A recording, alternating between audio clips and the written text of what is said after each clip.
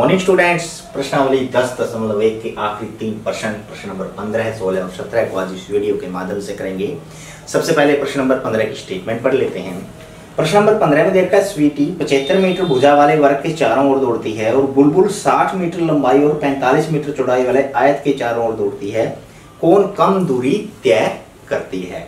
स्वीटी वर्ग के चारों ओर दौड़ती है और हमारे पास दूसरी लड़की है बुलबुल, वो एक आयत के चारों ओर दौड़ती है। तो कौन सी कम दौड़ेगी, ये ज्ञात करने के लिए हमें उनका परिमाप ज्ञात करना पड़ेगा, क्योंकि चारों ओर भी दौड़ेंगी तो उसके परिमाप के बराबर दौड़ेगी और जिसका परिमाप सबसे कम होगा उस आकृति के चारों ओर दौड़ने वाली लड़की कम दौड़ेगी। देखिए, वर्ग की भुजा 75 मीटर है।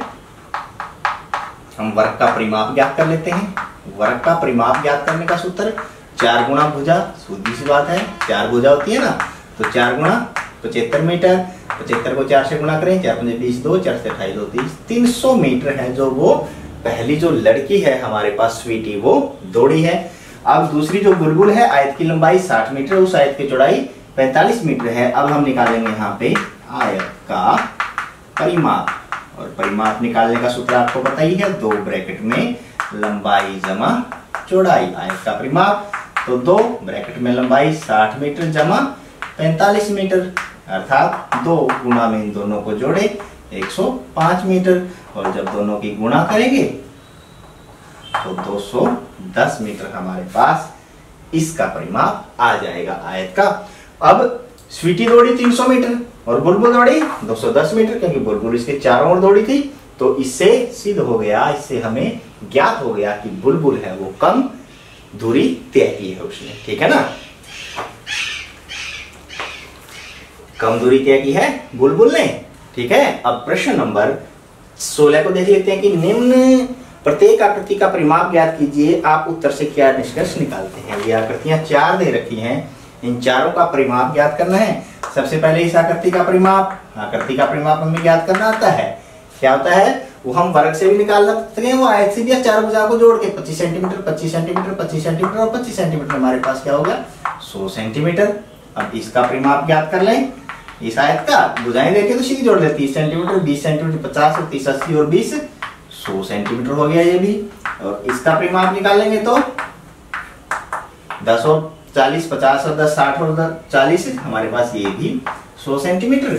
और इसका परिमाप ज्ञात करेंगे जब हम 30 और 30 60 और 40 100 सेंटीमीटर। अब यहां से इन चारों आकृतियों का परिमाप हमारे पास 100 सेंटीमीटर आया है, तो इससे हम निष्कर्ष निकाल सकते हैं कि अलग अलग आकृतियों का परिमाप है वो समान हो सकता है। अलग अलग आकृति वो भुजाओं के आधार पे भी हो सकती है और वो क्षेत्रफल के आधार पे भी हो सकती है। मान लो चतुर्भुज ही है, ये वर्ग है, ये आयत है, इनका परिमाप बराबर है लेकिन इनका क्षेत्रफल अलग होगा। ठीक है ना, इसी प्रकार ये त्रिभुज है, ये चतुर्भुज है, इनका परिमाप बराबर है लेकिन क्षेत्रफल बराबर नहीं है, आकार भी बराबर नहीं है। ठीक है, अब प्रश्न नंबर 17 को देख लेते हैं, इसकी स्टेटमेंट पढ़ते हैं। अवनीत 9 वर्गाकार टाइल खरीदता है जिसकी प्रत्येक भुजा आधा मीटर है और वह इन टाइलों को एक वर्ग के रूप में रखता है। नए वर्ग का परिमाप क्या होगा? ये हमारे पास नया वर्ग है, इसका परिमाप ज्ञात करने के लिए हम क्या करेंगे, पहले देख लेंगे कि इसके बाहरी किनारों पर कितनी टाइलों के किनारे हैं। देखो 1 2 3 4 5 6 7 8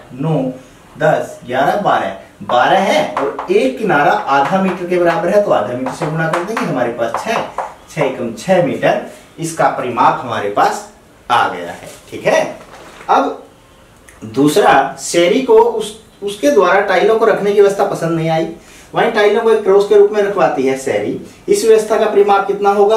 अब शेरी ने उसको ऐसे रखा तो इसका परिमाप हम देख लेते हैं। हम यहां से शुरू करते हैं। देखो 1 2 3 4 5 6 7 8 9 11 12 13 14 15 16 17 18 19 20। अब इसका परिमाप ज्ञात करने के लिए हम क्या करेंगे, हमारे पास 20 आया है गुणा 1/2 मीटर, तो इसकी भुजा है 2 से काटे 10, कितना आ गया इसका 10 मीटर। अब उन्हीं 9 टाइलों को जब इस प्रकार रखा गया था तो परिमाप 6 मीटर और इसी प्रकार रखा गया था तो परिमाप हमारे पास 10 मीटर आया है। अर्थात देखो क्षेत्रफल में कोई फर्क नहीं पड़ा, क्षेत्रफल तो जितना स्थान वो घेर रही है उसमें कोई फर्क नहीं पड़ रहा है, स्थान उतना ही घेर रही है वो, लेकिन परिमाप क्या हो रहा है, वो बदल रहा है। किसका परिमाप अधिक है? किसका परिमाप अधिक है? शेरी द्वारा रखे गई टाइलों का परिमाप अधिक है। अवनीत सोचता है, अब अवनीत सोचता है कि क्या कोई ऐसा भी तरीका है जिससे इनसे भी बड़ा परिमाप प्राप्त किया जा सकता है, क्या आप ऐसा करने का कुछ सुझाव दे सकते हैं? अब देखिए, अवनीत का परिमाप छोटा रह गया था, शहरी का ज्यादा।